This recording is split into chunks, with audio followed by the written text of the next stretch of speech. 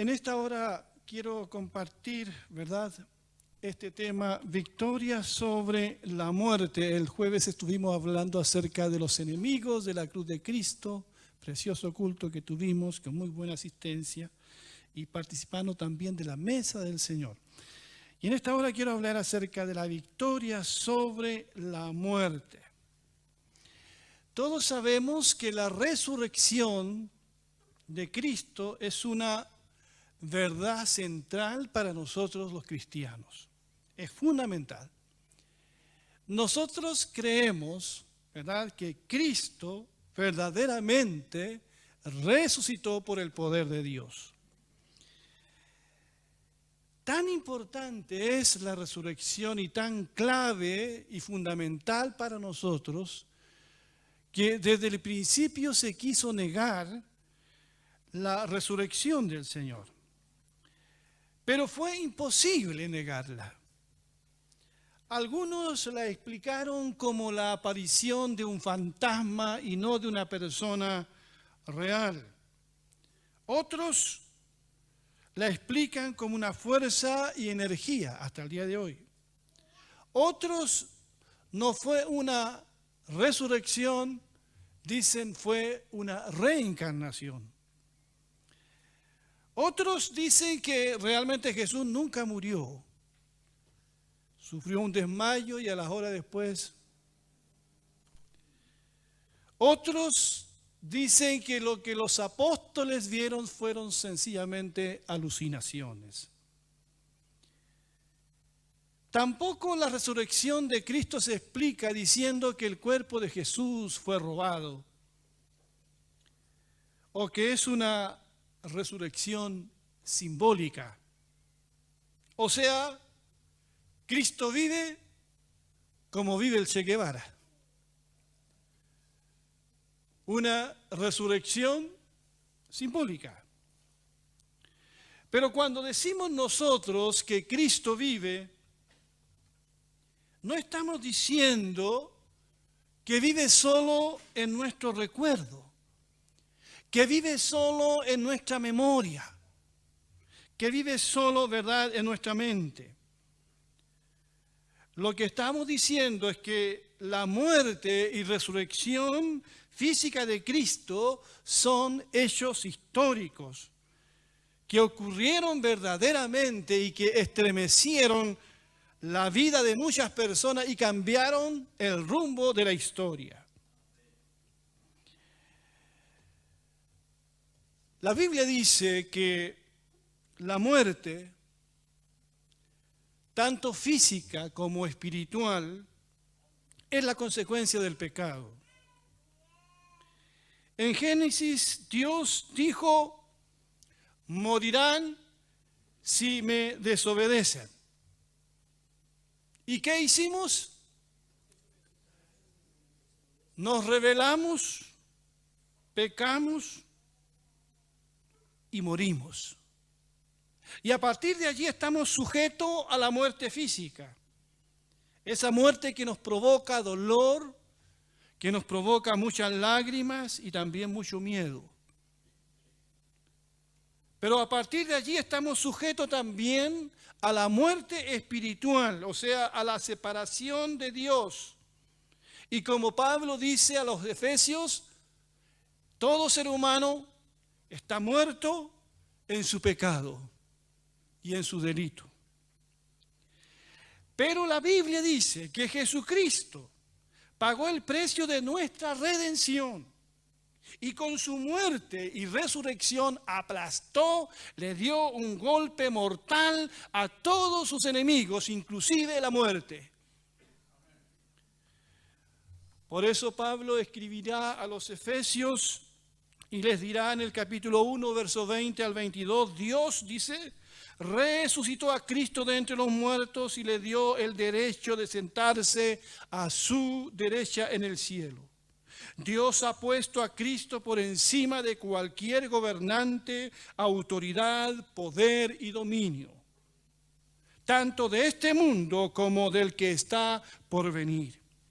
Dios puso todo bajo sus pies y lo nombró como cabeza de todo para bien de la iglesia. Dice entonces que Dios mismo resucita a su Hijo por el poder del Espíritu Santo. Y por lo tanto ahora, todo demonio, toda potestad, toda autoridad, tanto en el cielo como en la tierra, están bajo los pies de nuestro Señor Jesucristo. Y la Biblia dice que el último enemigo en ser destruido será la muerte. El postrer enemigo que será destruido, la muerte. ¿Se imaginan ustedes, mis queridos hermanos, un mundo donde no exista el temor de la muerte, y todo gracias a aquel que se levantó de la tumba?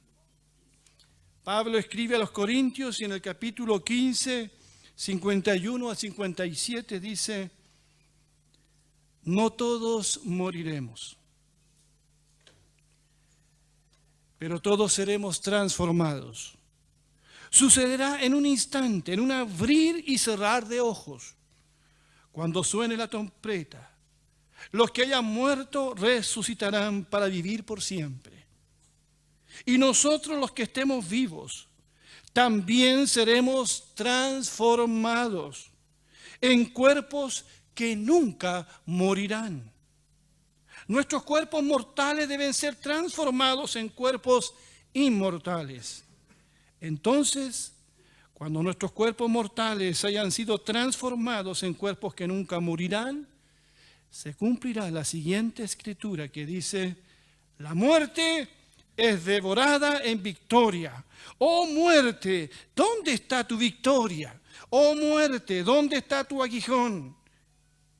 Pero gracias a Dios, Él nos da la victoria sobre el pecado y la muerte por medio de nuestro Señor Jesucristo. Qué glorioso, ¿verdad? Este texto dice que Cristo nos da la victoria. Primero dice sobre el pecado y después sobre la muerte. Porque el pecado fue lo que llevó al hombre a la muerte. Y al darnos la victoria sobre el pecado, cuando Él muere en la cruz por nuestro pecado, nos da la victoria también sobre la muerte. Y este pasaje también nos dice que en el día final los muertos resucitarán. Resucitarán. Y también Pablo aquí nos dice cómo será el cuerpo de aquellos que resuciten. De aquellos que han muerto en el Señor. Dice que será inmortal. Será como el cuerpo resucitado de Cristo, un cuerpo transformado y glorificado. Jesucristo resucita, ya no muere, ya no sufre las limitaciones del cuerpo mortal. Las paredes y las puertas cerradas ya no son un problema para Él.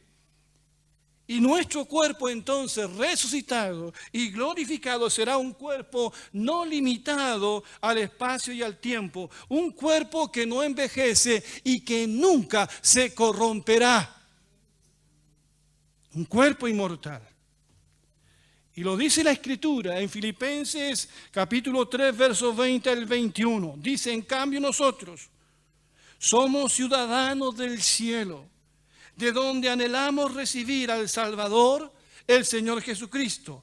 Él transformará nuestro cuerpo miserable para que sea como su cuerpo glorioso, mediante el poder con que somete a sí mismo todas las cosas. ¿Se imaginan, hermanos, este cuerpo miserable, este cuerpo frágil, este cuerpo que se enferma, este cuerpo que se corrompe, este cuerpo que se envejece? Será como el cuerpo glorioso de nuestro Señor resucitado. Y esa es la esperanza de todos nosotros que somos ciudadanos, no de esta tierra, sino del cielo, de donde esperamos la venida de nuestro Señor Jesucristo. Este mundo decadente, este mundo necesita saber y creer que Cristo ha resucitado. Pero lamentablemente este mundo se niega a ver y a entender. Por eso vemos miseria, frustración y dolor por todos lados. Y el único que puede salvarle de todas estas cosas es el Cristo crucificado y resucitado para nuestra plena salvación y redención. Pero si el mundo no cree o no quiere creer, nosotros creemos. Creemos. Porque es un acto de misericordia creer. Y Dios nos ha dado ese don de creer. Y por eso decimos, bienaventurados los que no vieron y creyeron. Eso sí, tenemos muchas razones para creer en la resurrección de Jesucristo. Y quiero que recordemos algunas en esta mañana.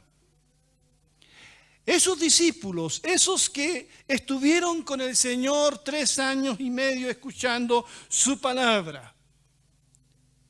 Esos discípulos, cuando el Señor fue apresado, huyeron. No lo acompañaron a la cruz, aunque uno de ellos le dijo, Señor, estoy dispuesto a morir contigo. Pero esos discípulos estaban llenos de miedo. Cuando ese primer día de la semana, domingo de resurrección, estaban reunidos en el aposento alto, las puertas cerradas, porque dice la Escritura que tenían mucho miedo. Mucho miedo de que ellos también sufrieran lo mismo que Jesús. Pero esos discípulos, cobardes, temerosos, se transformaron en los testigos más valientes y decididos, porque vieron con sus propios ojos al Señor resucitado.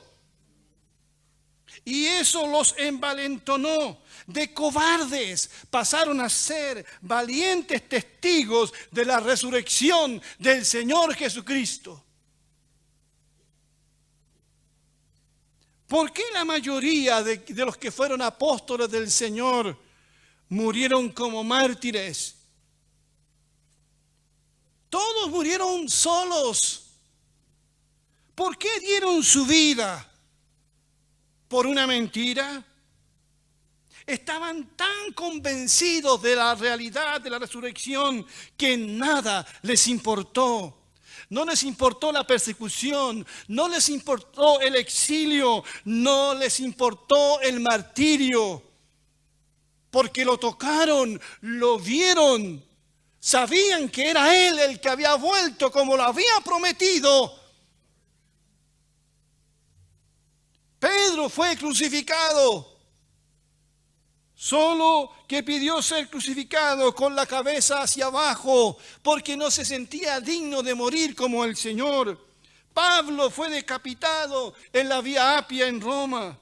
Jacobo, el hermano de Juan, murió traspasado por la espada romana, según dice Hechos capítulo 12. Juan, el que escribió el Evangelio de Juan, la primera y segunda carta de Juan y el libro de Apocalipsis. Juan está exiliado en una solitaria isla del mar Mediterráneo. ¿Por qué? ¿Murieron por una mentira? ¿Estaban buscando fama? ¿Estaban buscando ser mártires? ¿Querían traer gloria para ellos mismos? No, lo que estaban haciendo era morir por lo que ellos creyeron profundamente en la muerte y resurrección del Hijo de Dios.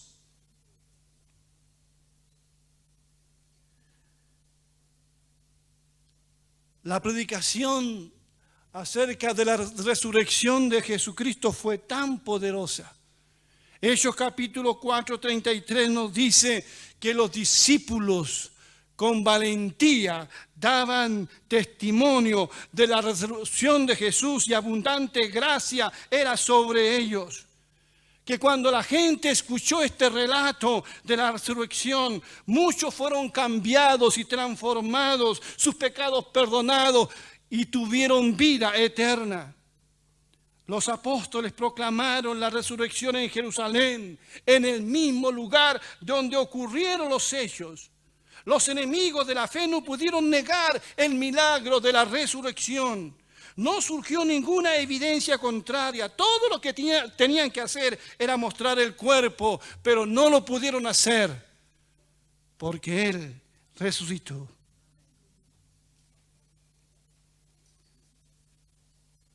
Un hermano biológico de Jesús, Jacobo, Santiago. En Juan 7:5, la Biblia dice que ni aun sus hermanos creían en Él. Usted sabe que Jesús tuvo más hermanos, pero ni aun sus hermanos creyeron en Él. Pero en 1 Corintios 15:7 la Biblia dice que Cristo se aparece a Jacobo también, su hermano. Y en Gálatas 1:19, este hombre, Jacobo, que no creía en Jesús, después de la resurrección de Jesús se transformó en una columna para la iglesia de Jerusalén. Todo fue por la resurrección. La misma iglesia. Esta iglesia que comienza con un puñado de hombres y mujeres, 120, orando allí en Pentecostés, esperando la venida del Espíritu Santo.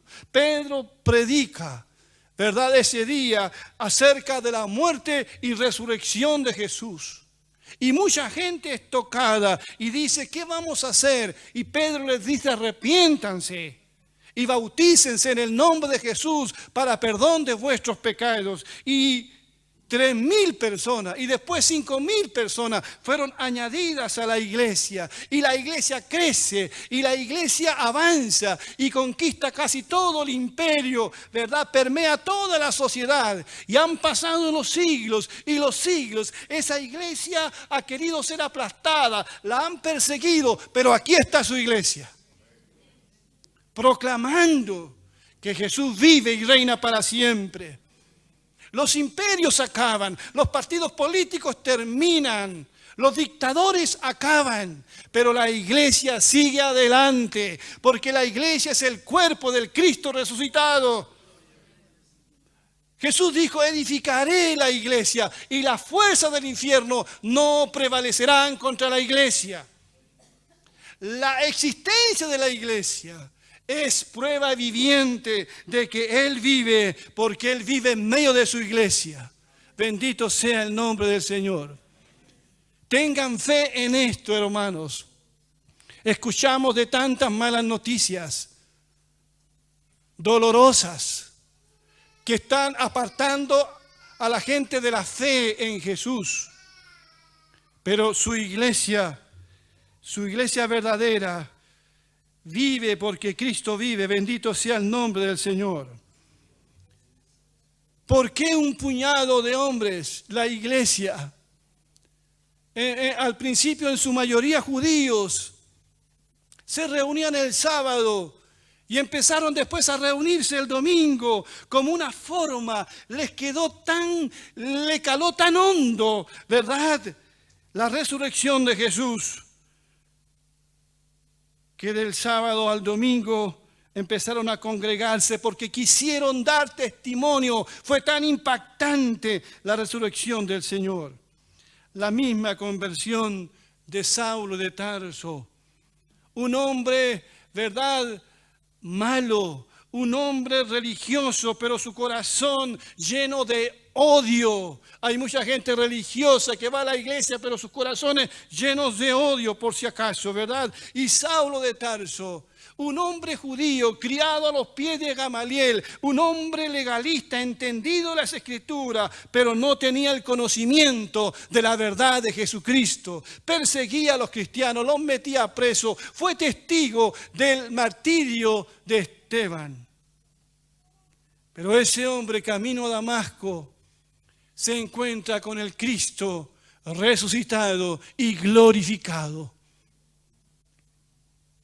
Y en Filipenses dijo lo siguiente: lo he perdido todo a fin de conocer a Cristo, experimentar el poder que se manifestó en su resurrección, participar en sus sufrimientos y llegar a ser semejante a Él en su muerte. Así espero alcanzar la resurrección de entre los muertos. El testimonio de cada uno de nosotros también es para mí importante. Es prueba suficiente de que Él ha resucitado. Y podemos decir como el apóstol Pablo: yo sé en quién he creído y estoy seguro que es poderoso. Creemos en la resurrección de Jesús. Lo dice la Escritura. Hay evidencias al respecto. Pero también creemos porque Él vive en nuestra vida. Porque Él nos ha tocado, porque hemos hablado con Él en esta mañana, porque sentimos su presencia, sentimos que Él está con nosotros. Bendito sea el nombre del Señor. ¿Qué significa, para terminar, que el Señor ha resucitado? ¿Qué significa para nosotros hoy?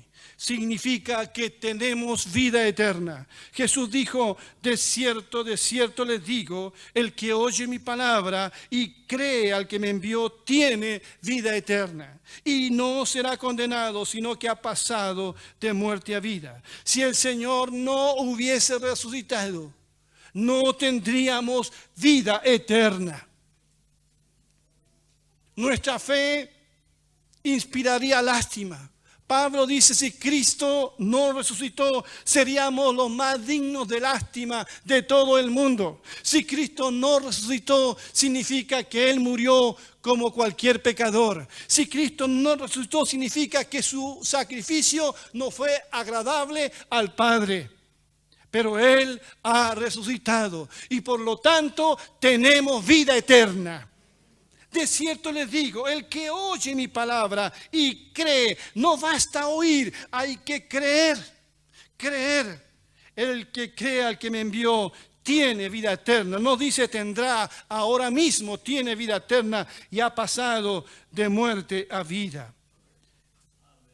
La resurrección de Jesús significa también, hermanos y amigos, que tenemos esperanza.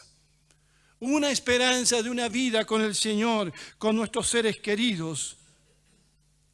Y esta esperanza nuestra, dice Pablo, no avergüenza. No avergüenza. Hay muchas esperanzas que avergüenzan. Uno espera y espera y a la larga nada.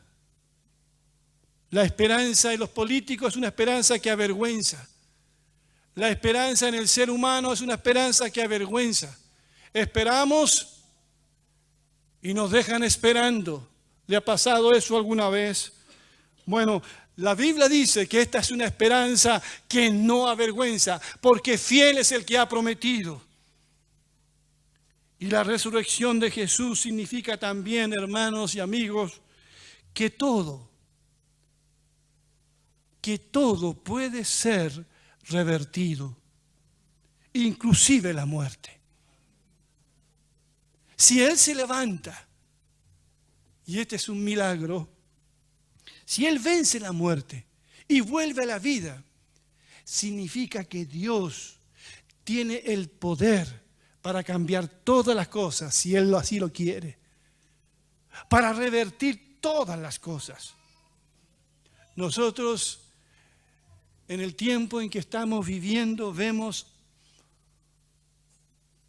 corrupción por todos lados, ¿verdad?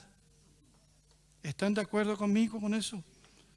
Ya no hay en qué creer, ni en quién creer. Hay un olor a muerte increíble. Un olor a podredumbre. Muerte y muerte por todos lados. Ya no hay en qué creer. No hay en qué creer. Pero la resurrección de Jesús nos está diciendo a nosotros que hay esperanza, que Cristo puede cambiar todas las cosas. Y podemos tener un Chile mejor, Podemos tener una familia mejor. Podemos tener un matrimonio restaurado. Puede estar roto. Puede la familia estarse desintegrando. Puede tu vida estar atrapada en el alcohol y las drogas. En algún vicio oculto que está allí escondido y que nadie sabe. Pero el hecho de que hoy estemos recordando la muerte y resurrección de Jesús es esperanza para ti. Significa que Él lo puede hacer todo de nuevo, que los muertos resucitan por el poder de Dios y que nosotros que estamos muertos en delitos y pecados podemos ser restaurados a la comunión con Dios porque Él murió y resucitó. Y también la muerte de Jesús y resurrección de Jesús significa que el poder del Cristo resucitado está disponible para nosotros. Eso dice Pablo a los Efesios, a los Colosenses, y lo dice en la cita de Filipenses. Él habla de participar del poder de la resurrección. El poder que levantó a Jesús de entre los muertos es poderoso, es el mismo poder de Dios. Y dice la Escritura que ese poder está a nuestra disposición. Parece que esto no lo conociéramos, ¿verdad? No supiéramos que esto está a nuestra disposición. Porque a veces los cristianos de hoy caminan agachados, están tristes, han perdido el gozo, son salvos, pero han perdido el gozo de la salvación, han perdido el poder para testificar del Señor, para vivir la vida cristiana. Parecen como cualquier persona. No se ven diferentes, no se ven motivados, no hay una chispa. ¿Por qué? Si Él resucitó y su poder está a nuestra disposición. Pablo decía, y participar del poder de su resurrección, pero también de sus padecimientos. Así que ese poder está disponible. Y la resurrección de Jesús, y con esto termino, significa que Él camina con nosotros hoy. Esos dos que van ese domingo temprano en la mañana camino a Emaús, van muy tristes, frustrados. Toda la esperanza que habían puesto en ese nazareno parece que se esfumaron. Es el tercer día. Van muy tristes, dice la Biblia. Pero se acerca un extraño, un forastero, que empieza a caminar con ellos. Ellos al principio no lo conocen, pero él camina con ellos. Y este forastero les pregunta, ¿por qué? ¿Qué están tristes? ¿Qué cavilan por el camino? Y ellos les dicen, ¿eres tú el único que no sabe las cosas que han ocurrido? Cuán ciego estaban, ¿verdad? Están hablando con Él, pero no lo conocen. Están tan cegados cuando uno a veces está con tan triste que no te deja ver esa tristeza, la realidad, y estás hundido en un vaso de agua, ahogándote en un vaso de agua y no ves lo que hay a tu alrededor. Cuando vinieron para acá, ¿alguien vio los rayos del sol? ¿Sí? ¿Se fijaron en eso o no? ¿Se fijaron? ¿Se fijaron en las rosas que están ahí al frente? Que a veces vamos tan metidos que todo lo vemos feo y no vemos nada. Y allí Jesús camina con ellos. Eres el único que no sabe. Y ellos tratan de explicarle, pero Jesús empieza con la Escritura a decirles que era necesario que todas esas cosas ocurrieran con el Cristo. Y cuando lo invitan a comer, recién cuando Jesús toma el pan y ve en sus manos con las marcas de los clavos, y le reconocieron que era el Señor. ¿Por qué muchos de ustedes se quejan a veces que están solos? Que Dios me ha abandonado. ¿Mm? Que Dios no escucha tus oraciones. ¿Dónde está Dios? Él camina contigo. Está más cerca de lo que tú crees. ¿Por qué? ¿Dónde está nuestra fe? Que Dios nos bendiga. Vamos a ponernos de pie, por favor.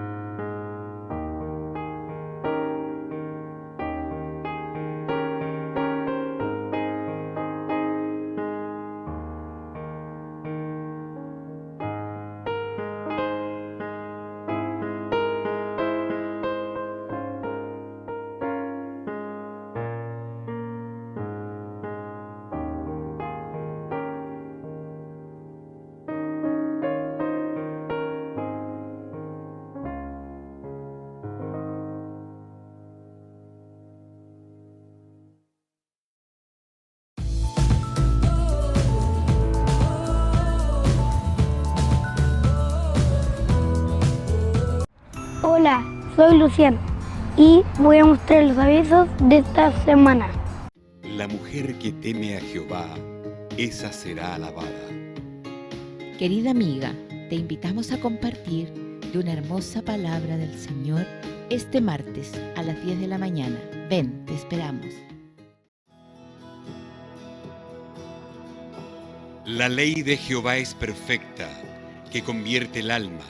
El testimonio de Jehová es fiel, que hace sabio al sencillo. Deseables son más que el oro, y más que mucho oro afinado, y dulces más que miel, y que la que destila del panal. Ven y aprovecha esta oportunidad de crecimiento y edificación en la Academia Bíblica. No faltes a esta cita con Dios y su palabra. Miércoles, 20-30 horas. Ya te lo he ordenado, sé fuerte y valiente, porque el Señor tu Dios te acompañará donde quiera que vayas. Te invitamos a compartir un momento especial con la palabra de Dios, momento de oración y un rico desayuno. Sábado, 8:30 horas. Hombres entregados.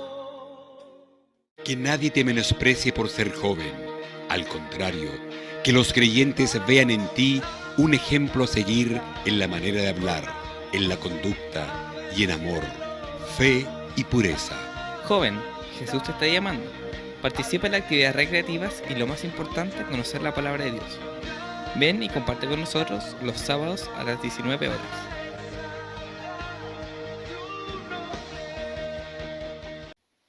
Encomienda al Señor tu camino, confía en Él y Él actuará. Amigos y hermanos, somos llamados a presentar nuestras peticiones delante de Dios y Él hará. Te invitamos a que vengas a acompañarnos a orar contigo los días domingos a las 10 de la mañana.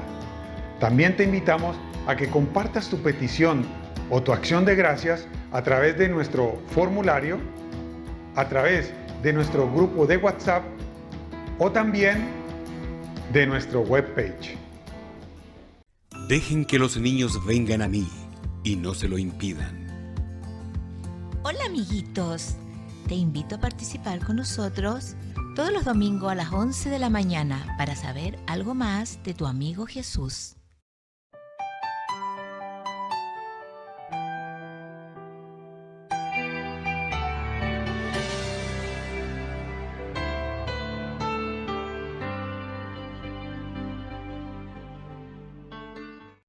Te invito a participar. Síguenos en Facebook, en nuestro canal de YouTube, nuestra página web